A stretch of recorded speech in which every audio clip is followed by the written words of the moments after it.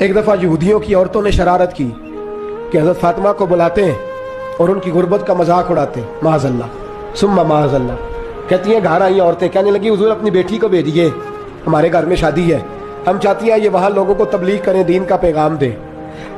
اب اس نام پر تو حضور ضرور بھیجا کرتے تھے، چاہے کوئی دھوکے سے ہی بلاتا۔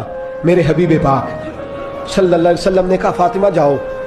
حضرت فاطمہ کہتی ہیں ہاں تو کر لی، پر میرے وجود پہ کپڑے پھٹے ہوئے تھے، کئی جگہ پہ پیوند تھے، اور مجھے پتا تھا یہ عورتیں کس مزاج کی ہیں۔ فرماتی ہیں میں نے نا، حضور نے کہا تو میری آنکھوں میں 2 قطرے آنسوؤں کے آ گئے۔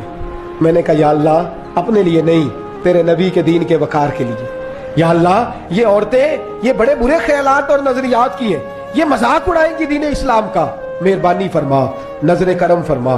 حضرت فاطمہ فرماتی ہیں ابھی میری بات بھی مکمل نہیں ہوئی، رسول پاک پھر تشریف لے آئے اور فرمایا فاطمہ کیا کیا سوچ رہی تھی، کیا کہہ رہی تھی؟ کہ حضور کوئی خاص نہیں۔ فرمایا نہیں، کچھ تو تو کہہ ہی رہی تھی، کچھ تو تو سوچ ہی رہی تھی۔ کہتی ہے میں نے بادشاہی کے نظارے گھر میں دیکھے، کچھ تو سوچ رہی تھی۔ حضور کیا ہوا؟ فرماتے ہیں حضور نے چادر مبارک کھولی، اندر سے جوڑا نکالا، فرمایا پتہ نہیں تو نے کیا سوچا ہے، جبریل جنت سے جوڑا لے کے پہنچ